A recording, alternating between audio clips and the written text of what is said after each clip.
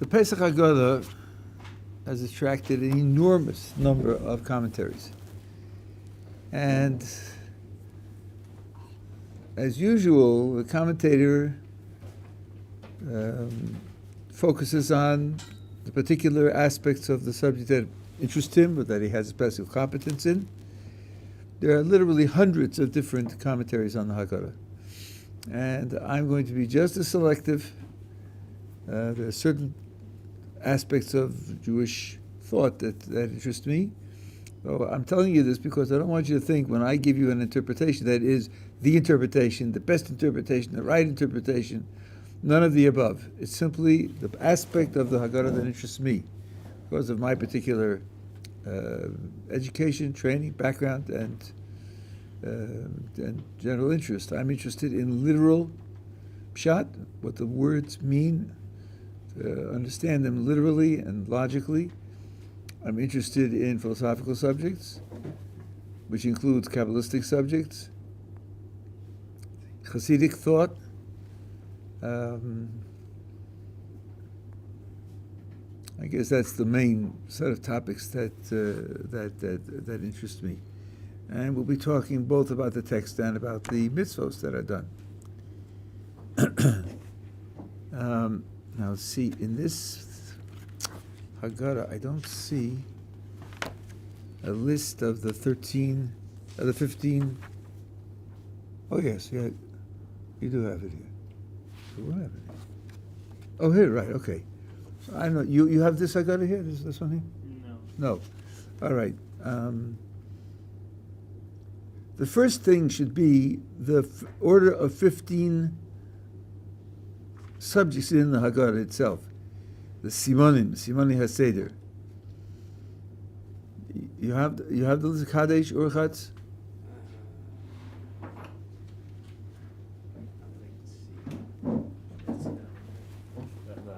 Yeah.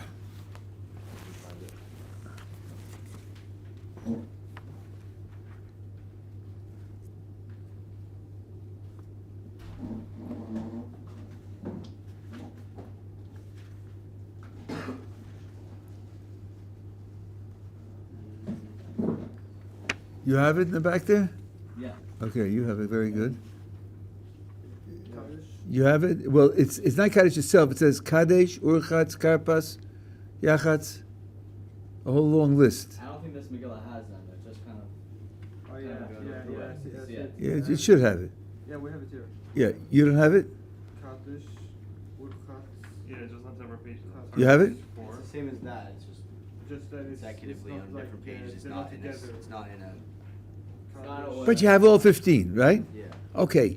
Now, I want to point something out. This is my own observation. I don't know. I haven't seen anybody else mention it. Or maybe I did see one Hasidic Sefer mention it. Yeah. It's the way it's written, if I take into account the Hebrew, is like this. It's 1 and 2, 3, 4, 5, 6, 7, 8, 9, 10, 11, 12, 13, 14, 15. There's a single and. The single and is between 1 and 2. And after that, all the rest lack the word and. That ought to be explained, I think. Just this sticks out like a sore thumb. And even though washing appears twice, and the Haggadah distinguishes them by writing Rachatz for the first one and Rachza for the second one, but that doesn't explain the Vav. Now, given my background, my understanding, I see here a hint to a famous Jewish idea, which is somewhat controversial, and it works like this. There is a verse in Tehillim, in Psalms, Sur Me'ra v'aseh tov, which means turn away from evil and do good. In that order, it seems. So it would appear that the way in which you make spiritual progress is first to try to rid yourself of the failures, detracting elements, demerits, and then focus positively on building the side that's good. That's controversial. An opposite idea is what you're saying 3 times a day on Chol in the Shemona Esrei. Hashivenu avinu l'sorasecha, v'korvenu malkeinu la'avodasecha. Bring us back, our Father, to your Torah, and bring us close, our King, to your service. That's positive. Torah, service. V'achsirenu b'shuva shleima l'fanecha. Bring us back in perfect tshuva. Tshuva is what you do to repair bad things, to repair failures. And the order there is be connected to Torah, be connected to God's service, and only third, help us rid ourselves of the negative. So that sounds like the opposite order. And I want to see, in this list of 15, an expression of this second point of view. Because Kadesh means sanctify. Rachatz means wash off the dirt. And if you include in it sanctifying yourself and then ridding yourself of the dirt that's on you, Kaddish comes first and Rachatz comes second. And I think that's what the Vav is a hint to. These two go together. They're a pair. It's not just 1, 2, 3, 4, 5 down to 15. It's 1 and 2. 3, 4, 5, 6, 7, 8, 9, 10. But 1 and 2 go together. And the positive comes first and the negative comes second.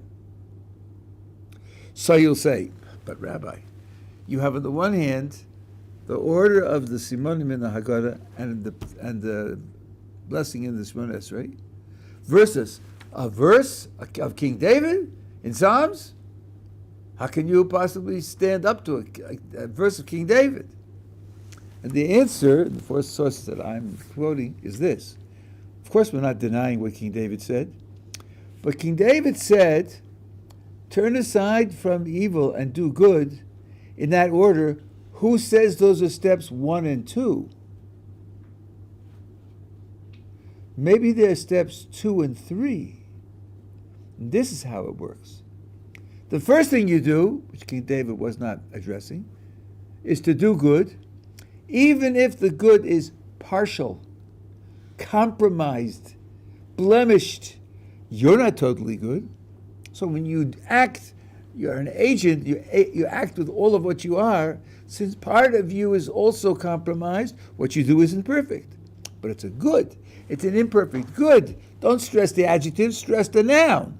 It's a good, which is imperfect. Doing a good, which is even imperfect, gives you the power to address your failures, address your demerits, and to try to push them away, at least partially. And then you come back and do a superior good.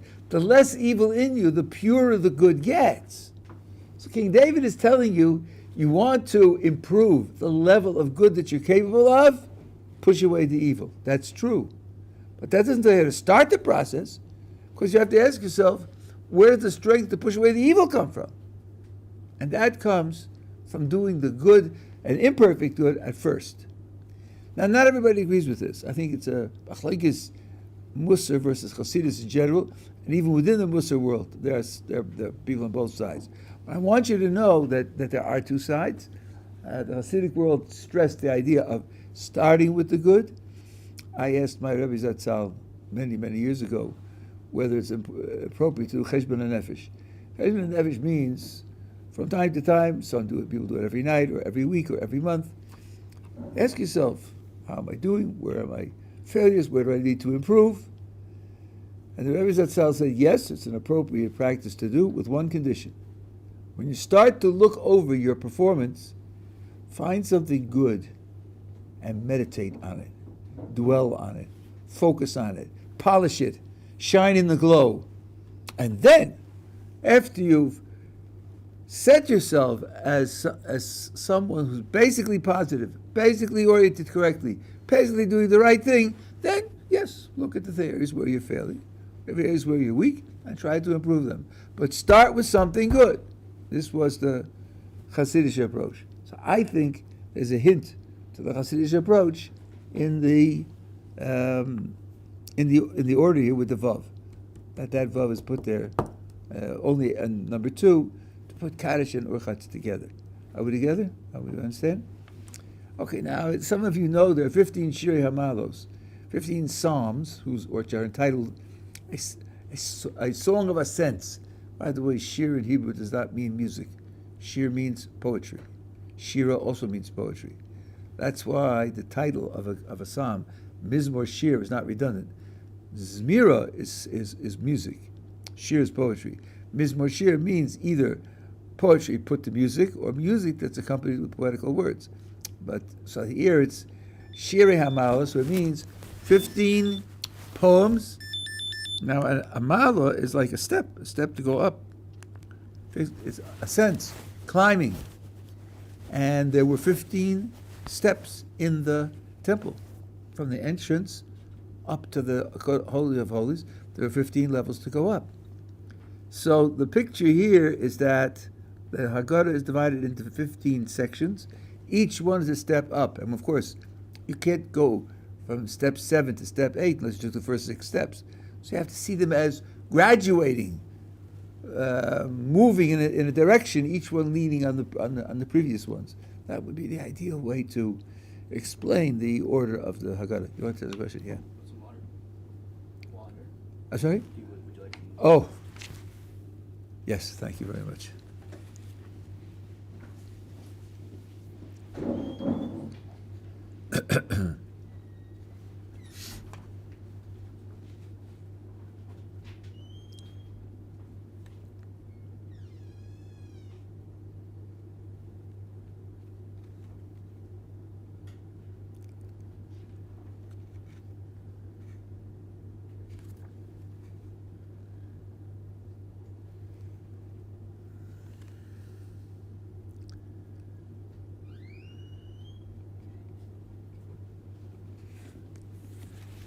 Thank you very much.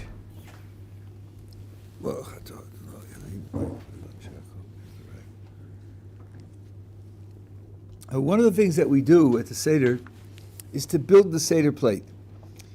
There are different customs as to how to do this. I don't know, in this Haggadah they have a picture of the way the Arizal did it, where you have 6 items on the plate in 2 segels, 2 triples, and there are 3 matzahs which make 9, and the plate makes 10, so it is a reference to the 10 spheros. I just want to mention one thing here. This is a symptom, as an example of something that, in terms of Jewish history, is very, very great. Mishnah Berurah, who talks about how to do this, says there's a Ashkenazi custom as to how it was done, but this way, with the 2 segels, was done by the Arizal, and of course, if you do it according to the Arizal, then it's perfectly acceptable. The Arizal has a status in the last 500 years that no one else has. He came to Tzfas, he was there less than 2 years. Tzfas was the center of Jewish scholarship in general, particularly Kabbalistic wisdom, and he simply overwhelmed everyone there. He walked in, and everybody else was overwhelmed. He taught for less than 2 years. Chaim Vital took down his lectures. He didn't write anything himself, the Arizal. I have 15 volumes of writings from Chaim Vital. And everybody just accepted him as their master. He started to teach. One had a commentary on the Zohar. He burned it. When he heard the Arizal teach, he just said, what I wrote is worthless. So here's a symptom of it when the Mishnah Berurah says that, yes, we have our Ashkenazi custom, but if you do it like this, the way the Arizal did it, it's fine. By the way, his parents were split. One was an Ashkenazi, one was a Sephardi. Everyone accepted him. I can't think of anyone in the last 1,000 years who was accepted across the board by a whole gamut of Jewry. Everyone, for example, respected the Rambam, but as a posek. He was a posek for the Sephardi world, not for the Ashkenazi world. Anyway, it's just a fascinating fact. And now we're going to start with Kaddish. Kiddush is something we make every Friday night and every holiday. And I'm going to give you a few insights into the ideas that are expressed in Kiddush. I want to start with one because it's special this year that Friday night, that the Seder is Friday night. So we have Yom Tov and Shabbos together. Now, if you look at the very end of Kiddush, the very last line, the closing Baruch, you'll see that usually when the night of the Seder is not on Shabbos, you have Baruch Hashem, Kadesh, Yisrael, V'Azmanim. God sanctifies the Jewish people and the holidays. When it is Shabbos, you put Shabbos in first. Kadesh HaShabbos, Yisrael, V'Azmanim. As you know, on a regular Shabbos, when it's not a holiday, it's just Mekadesh HaShabbos. So the first question that arises is, why is Yisrael there on the holidays and not on Shabbos? And the answer that's given is this. Shabbos on the one hand and holiday on the other hand have very, very different character. Every seventh day is Shabbos since the creation. Shabbos is established by the fact that God had engaged in physical creativity for 6 days, bringing new categories of items into existence. Notice I said categories. Seventh day, he stopped doing that, did not bring any new categories of things into existence. That pattern repeats because God established it in the creation. This is God's establishment without any human factor whatsoever. Kadesh HaShabbos describes God as the one sanctified Sabbath, period. End of story. The holidays aren't like that at all. In particular, very simple and direct, the holidays are dates of the calendar, in particular days of the month. The month is initiated by the court. And if you say, yeah, okay, Rabbi, I know that the court does involve itself, but really it's the moon, right? The month is initiated by the new moon. Witnesses see the new moon. They come to the court and testify that they saw it, and the court validates their testimony, and then says, yes, you saw it correctly, and starts the new moon. But really, the moon, isn't it? The answer is no, it really isn't the moon, because the law is that the rabbis have the right to start the month without the moon. It could happen that the witnesses don't come on the day in which the moon should have been visible. Maybe it was cloudy. Or it could be cloudy in the whole of the land of Israel, especially in the winter. Nobody saw it. Nobody showed up. And the rabbis say, we want to start it anyway. And they start the month without the moon. Or, if they don't want to start it on the first possible day, and witnesses do come, say, thank you for coming. We celebrate the fact that you want to do the mitzvah. We have a very lovely banquet ascribed for you. The month will start tomorrow, not starting today, even though you saw it. So really, starting the month is the legal authority of the court, independently of the moon. The moon is there, but it can be overridden by the court. So it says, Mekadesh Yisrael V'Azmanim. The implication is that God sanctifies the Jewish people, and thereby gives them the power to sanctify the holidays. Because, let's say, next month, Nisan, if the court says that Tuesday is the first day of Nisan, then the first day of Pesach will be 2 weeks later on Tuesday. And if the court says that Wednesday is the first day of Nisan, then the first day of Pesach will be 2 weeks later on Wednesday. They're the ones who determine which 24-hour period of history is the first day of Pesach, which has that sanctity. That's why it says Mekadesh Yisrael V'Azmanim, and it doesn't say Yisrael in the closing when it's just Shabbos. Now the thought continues.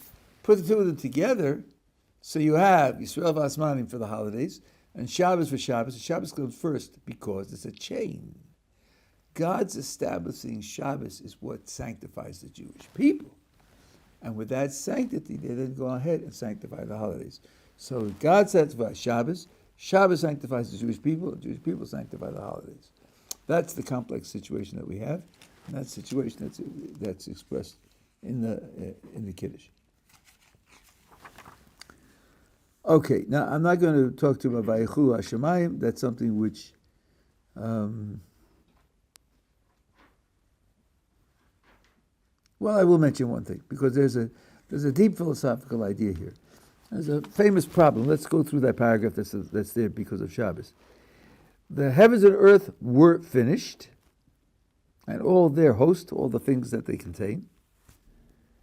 God finished on the seventh day the creative activity that he did, and he ceased on the seventh day from all the creative activity that he did. Now, if you read them, especially the way they're meant in the Hebrew, there's an open contradiction here. To finish on the seventh day means you did something on the seventh day where that was the last finishing touches on the work. To cease on the seventh day means the seventh day was a day of stopping, cessation. That doesn't mean you stopped at noon. It means that day had nothing in it. It was absent, empty. So if you did something on the seventh day to finish, how can you say that the day was a day of stopping? Part of it was a day of action, not a day of stopping. That's the contradiction that the commentators talk about. The Talmud here has a very mysterious remark to explain this. The Talmud says, yes, God did finish his creative activity on the seventh day. How did he do it? Well, given that all of the physical categories came into existence on the 6 days, what was missing? What was missing from the creation? What was missing was rest. So on the seventh day, he created rest by not doing anything. So you think, what a funny joke. Right? You created by not creating. What you created was resting and not creating, and that's what you created. Sounds like a joke. It doesn't sound serious. It's very serious. Because the creation has to include all elements of existence. Not only mass and energy, but also principles, philosophical principles, laws, strategies. Everything has to be created. So, for example, Adam and Chava were given a challenge in the Garden of Eden not to eat from the tree of knowledge. Now, that means that there are two paths forward. Either they will eat from the tree of knowledge or they won't. We have on record what would have happened had they not eaten from the tree of knowledge. Chal mentions it in the Derech Hashem. Others for him are more prolix about it. Which means to say, so to speak, God had a plan for each alternative. If they don't eat from the tree, this will happen. If they do eat from the tree, that will happen. Why? We make contingency plans precisely because we don't know what's going to happen. So if I'm in a situation where either A or B will happen, I need to be prepared. So I have to think. If A happens, I'll respond like this, and if B happens, I'll respond like that. That's only because of my ignorance. If I knew for sure that B was going to happen, I wouldn't create a plan for A. I wouldn't need it. Why would God set up a contingency plan since he knows the future? And the deep answer is, if he didn't set up a contingency plan, it wouldn't exist and we couldn't use it. He has to put contingency planning into the creation for us. Otherwise it isn't there and we wouldn't be able to use it. He's creating that principle by doing it that way. Another example, Ramchal writes in the Derech Hashem, in part 2, chapters 2 and 3, he gives various reasons why things happen in this world, what purposes they serve. Got about 8 the rules there. At the end he says, in addition to the 8 rules for why things happen in this world, there's another one where something will happen as a means to get to one of those 8. But it itself won't serve any of the 8. I was teaching this in Australia 20 years ago, and one of the members of the code said, why does God need to do that? If there are 8 different purposes, values, goals that event should serve, by adding in the 9th one, which is only a means, you're giving up on its having value. It just helps something else happen. Why would God need to do that? Why can't God arrange it that every event have its own value? So I said, that's a very good question. I'll think about it. I thought about it for a while, and I thought to myself, wait a minute. If God doesn't act in terms of means to ends, then we won't be able to do that either. It won't be available to us. It won't be part of the creation. That principle of using means to ends, if we're supposed to make use of it, of course we use it all the time, it has to be implanted in the creation. So having realized it for those two cases, I came back here and I said, wait a second. If God didn't stop creating, then there would be no stopping in human activity of creating either. He has to build it into the world. Yes, what was the world missing? What the world was missing was rest. Rest means stopping activity. It doesn't mean relaxing in the hammock, drinking a beer, and recovering your strength. God rests also. Rest just means stopping activity. He took the golf club and he teed off, a magnificent shot. The ball came to rest 3 inches from the cup. Does not mean the ball was recovering its strength, soothing its aching muscles and so forth and so on. To rest just means stopping motion. That's what it really means. In the case of a human being who's tired and needs to recover, stopping motion implies that he will regain his strength and recover. That's not what it means. What the world was missing was a period of stopping. And if Kodesh Baruch Hu hadn't built it into the world, then it wouldn't be there for us. Then we would have to be active and creative all the time in the physical sense. So I think there's something very deep going on here, what Chazal said. Very often when you hear something in Chazal, it seems to be just trivial. It seems to be non-serious. Usually that means there's something very deep going on. And to think a long time to figure out what the implication is. That's one of the things that you could learn from the Vayechalu passage.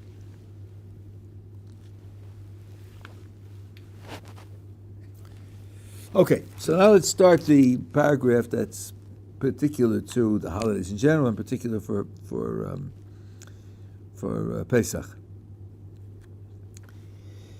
It starts with the opening that all the long blessings have. Blessed are you, Hashem, our God, King of the universe. I'm not going to go into that. Who chose us from all peoples, lifted us up above all languages, and sanctified us with his commandments.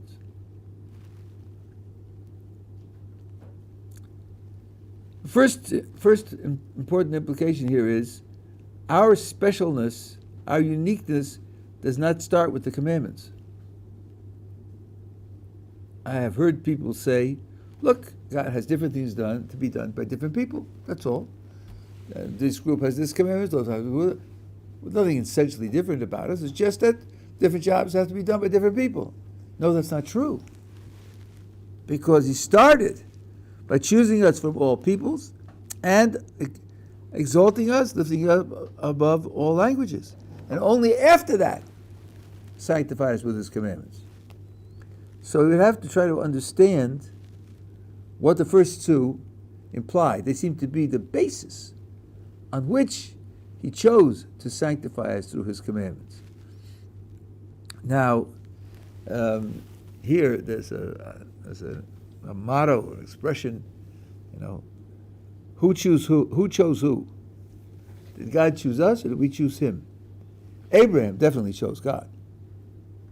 He came to an appreciation of God's role in the world on his own, and he was willing to risk his life for it. And after that, God responded to him. So Abraham definitely chose God. As a result of that, God chose him. That doesn't contradict what it says in the text here. We're talking about God's activity here. We have to understand that his choosing us as a people was the result of Abraham's choosing him in a very spectacular circumstance. He was on one side, the whole world was against him. He was a real rebel, revolutionary, and he, as I say, he risked his life for it.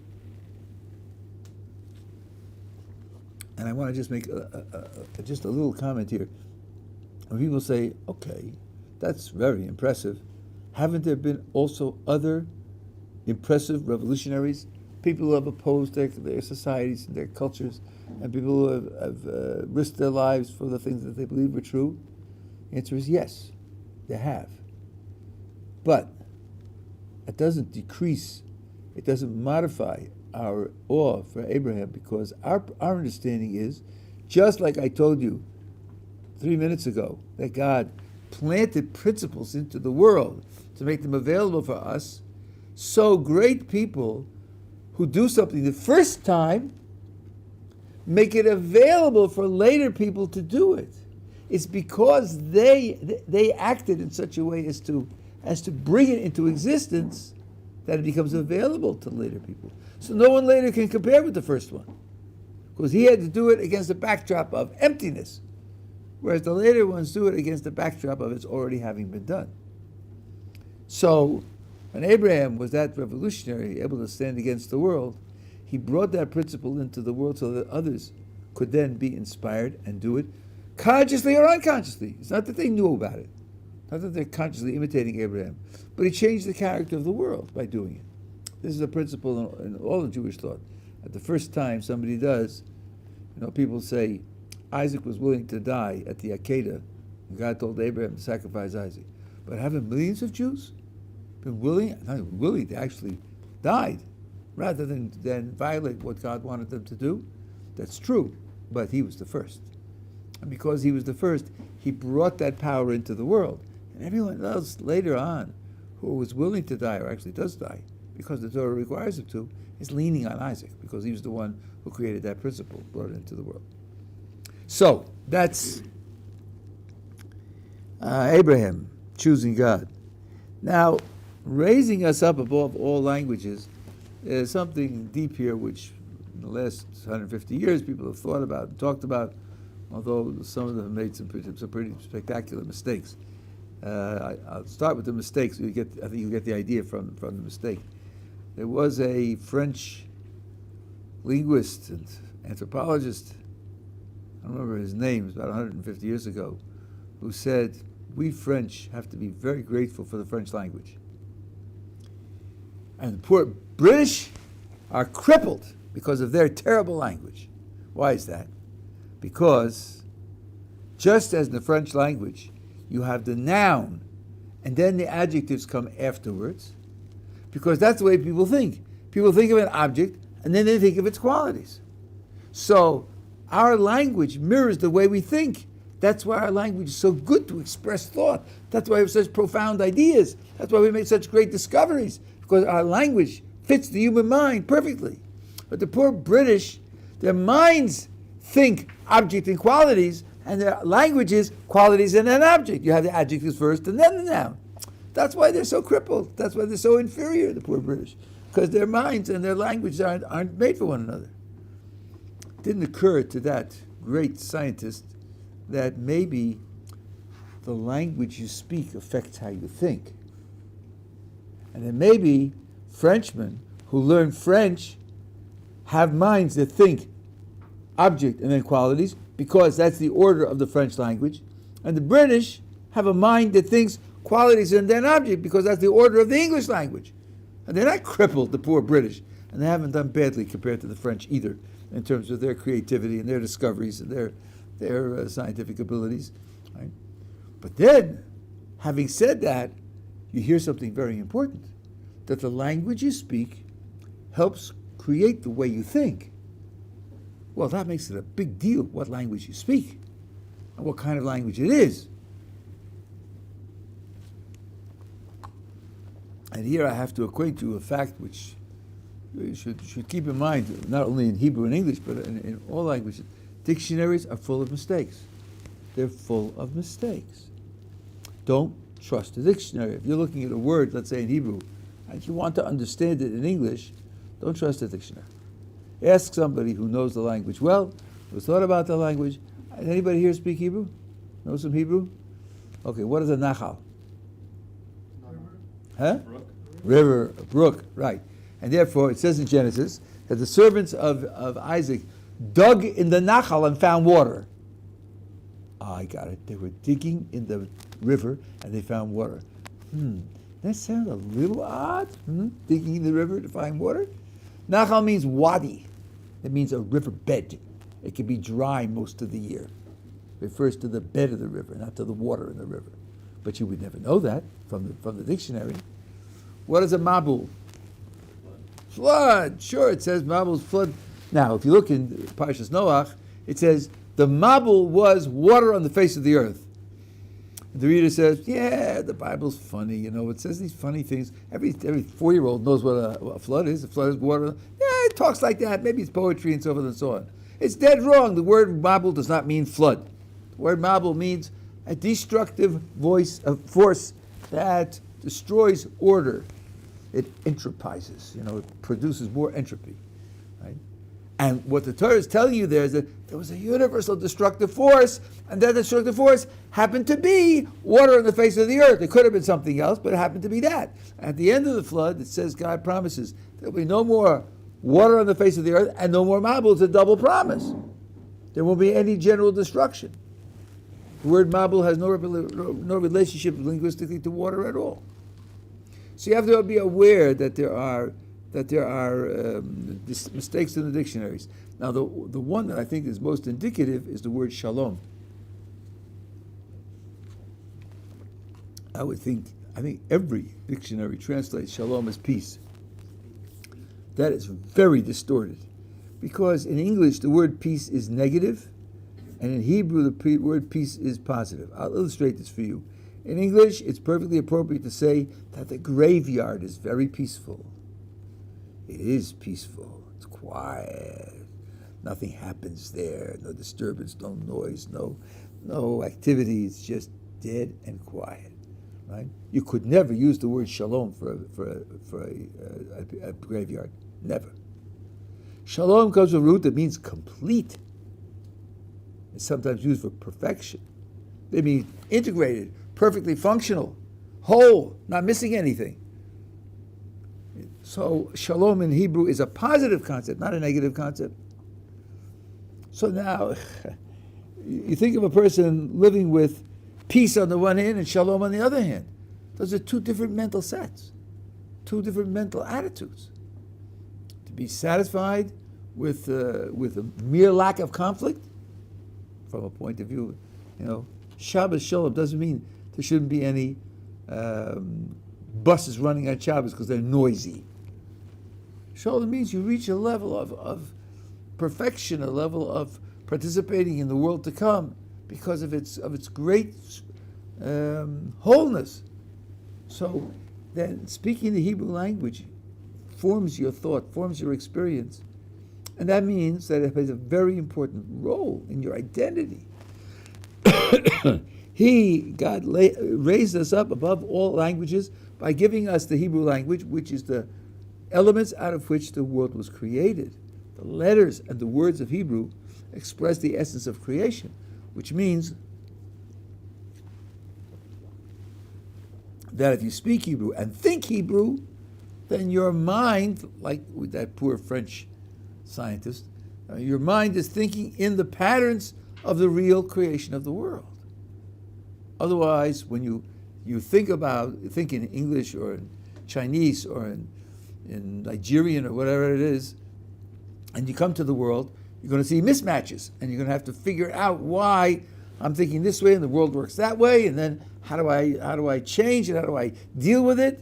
Whereas in certain areas, when you're thinking Hebrew, you won't have that problem. In Hebrew, you'll see the world much closer to the way it really is. So these two elements that Abraham chose God, formed a relationship with God, and God responded by choosing him. And God gave us a language that forms our minds and our experiences in a way that's in tune with reality. Those are two background foundations on which sanctifying us with his commandments is based. Tomorrow I'll talk to you about what it means to be sanctified by commandments. That's a very deep and idea with a number of applications. But this at least is a beginning, is a start. Okay, very good.